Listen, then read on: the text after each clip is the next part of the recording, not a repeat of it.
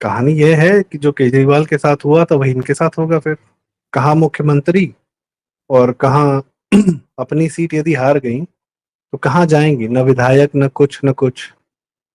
तो फिर नमस्कार, मैं हूं मनविंदर। आप सभी राष्ट्रवादियों का एमबीएन नेटवर्क में एक बार फिर से बहुत-बहुत स्वागत है। बंगाल के रन में वो हो गया जिसकी कल्पना शायद ही ममता दीदी ने की थी। हार जाने के बाद क्या हालत होती है, ये आज ममता बनर्जी के चेहरे और उनके बयानों से साफ दिखाई दे रहा है।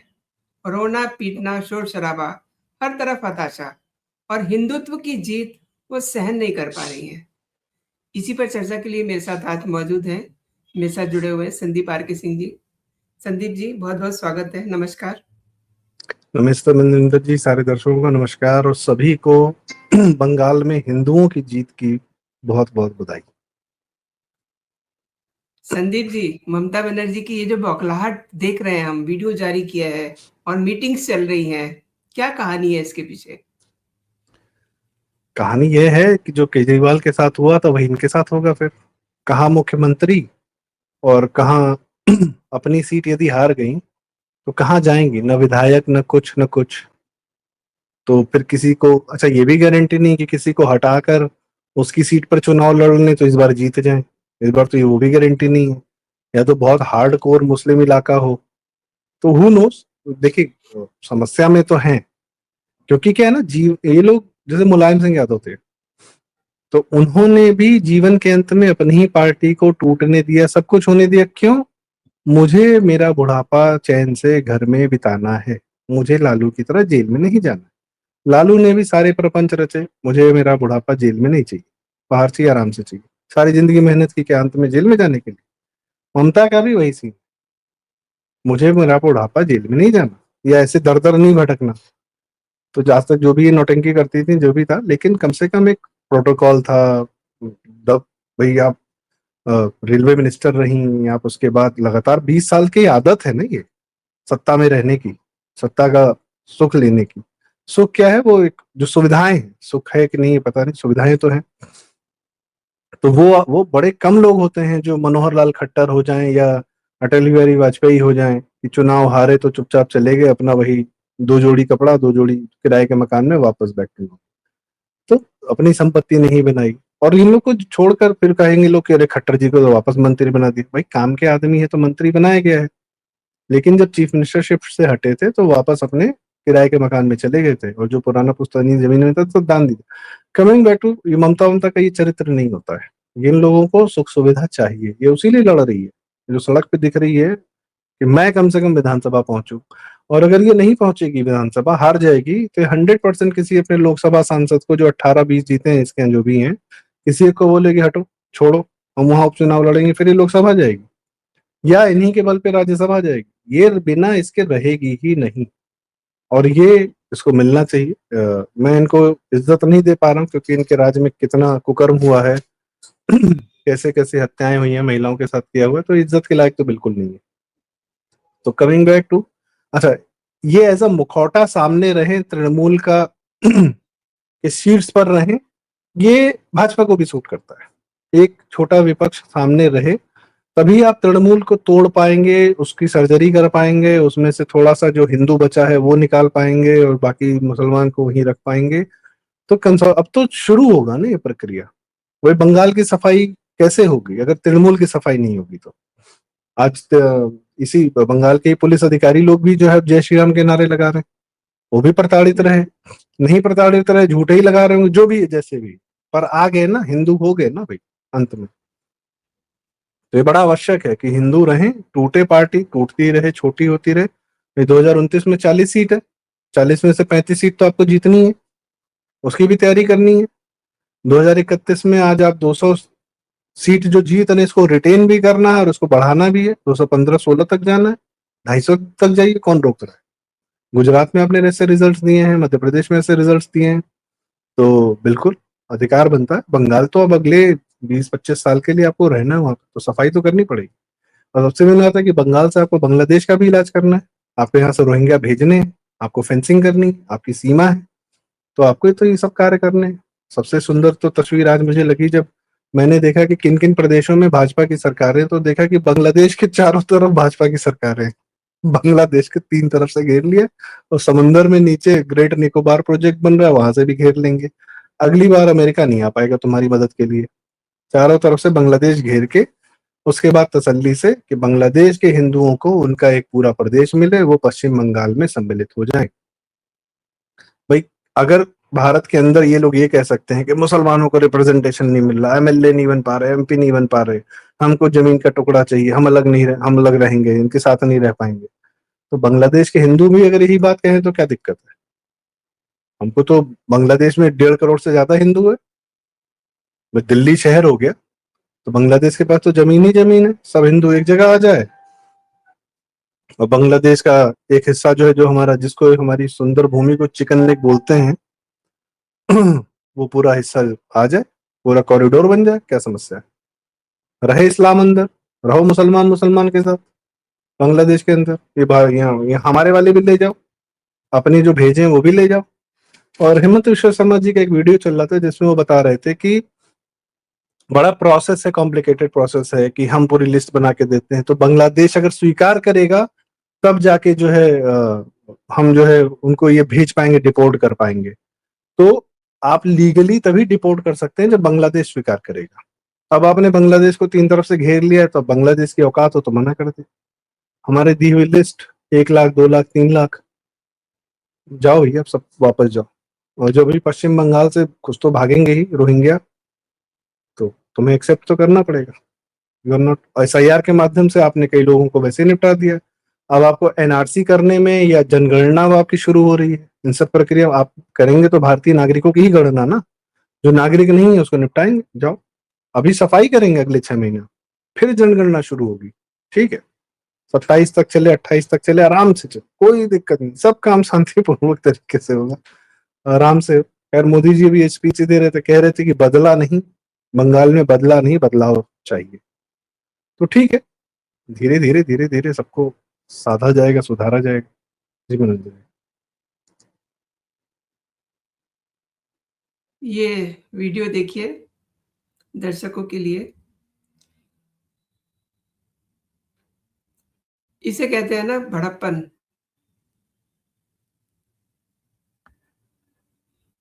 इसमें म्यूजिक आ रहा था इसलिए मैंने इसका साउंड बंद किया हुआ है। हाँ, वो फिर कॉपीराइट पे चला जाता होगा।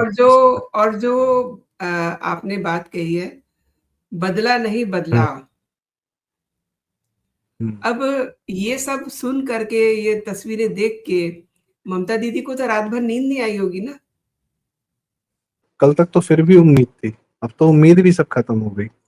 अब ममता दी फिर कहूंगा, उनको कोई चिंता नहीं है, वो इस पोजीशन पर हैं कि वो अपने लिए एक न एक सीट की व्यवस्था कर लेंगी, अपने लिए राजनीतिक सुविधाओं की जो एक प्रोटोकॉल मिलता है कुछ भी। अब अगर वो जीत जाती हैं तो नेता प्रतिपक्ष हो जाएंगी बंगाल में, तब भी उनको कैबिनेट मिनिस्टर का दर्जा, सुख सुविधा सब मिलेगा। ठीक है, अपना लड़ती भड़ती रहेंगी, बोलती नहीं, वो एक अलग मैटर है। हार जाएंगी तो किसी से राज्यसभा का सीट खाली करा लेंगी, ये लोकसभा की सीट खाली करा लेंगी। तो उनके यहाँ तो हैं भी उनके चेले चपाटे चमचे सब, महुआ टाइप और ईशानी घोष टाइप और पता नहीं कौन कौन, अजीबो गरीब है कुछ। तो ममता डजंट केयर। वो एक अंग्रेजी में एक कहावत होती है कि you become so big that you can not fall. आप इतने बड़े हो जाते हो कि आप गिर नहीं सकते। अब ममता का वो स्टेचर है। हाँ, उनके पांव के नीचे से तृणमूल का क्या होता है, वो काडरबाजी, टोलाबाजी, कमीशनबाजी, वो सब जब खत्म होना शुरू होगा, चौराहों से कैरम क्लब गायब हो जाएंगे, या ये जो नौटंगियां होती थी कि तय करते थे, जो कमीशनबाजी करते थे, अब सबको काम पे लगाया जाएगा। वो तंत्र टूटेगा, उस तंत्र का टूटना बड़ा जरूरी है।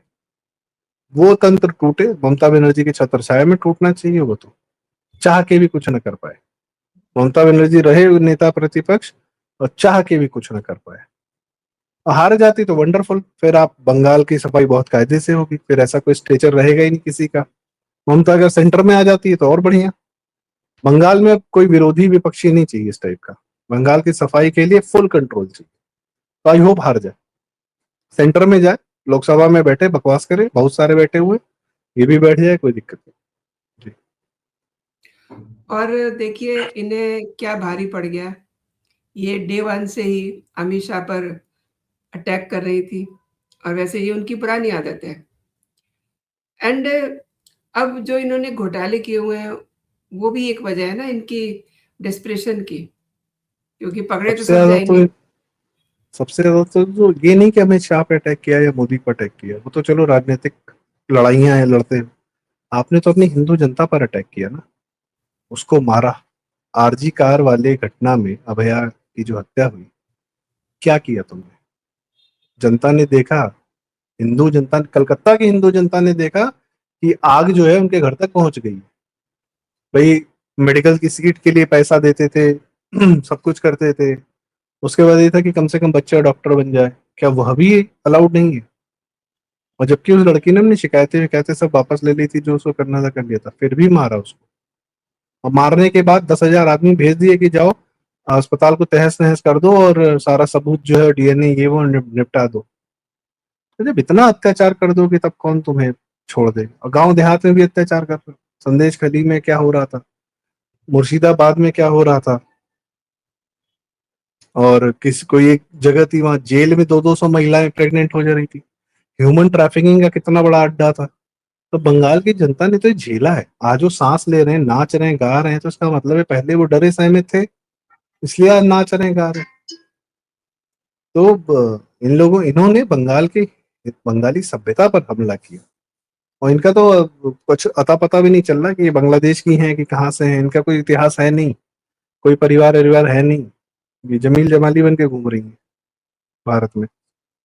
जैसे नहीं धुरंधर में जमील जमाली रखा है, 45 साल पहले गया था, वहां का मिनिस्टर हो गया, ये हो गया।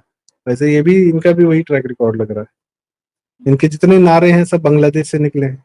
बांग्लादेशियों को ही सर्व करने के लिए, बांग्लादेशियों का ही एजेंडा चलाने के लिए, बांग्लादेशियों के ही आदमी भारत में भरने के लिए तो ये अपने मुख्यमंत्री बनी थी। तो इस तरीके की चीजें बर्दाश्त नहीं है। बंगाल बंगाल हमारा एक तो सभ्यता है, आज की सुरक्षा के लिए बहुत महत्वपूर्ण है। बंगाल में मुझे नहीं लगता कि शी शुड विन। हार जाना चाहिए, इसको खत्म हो जाना चाहिए।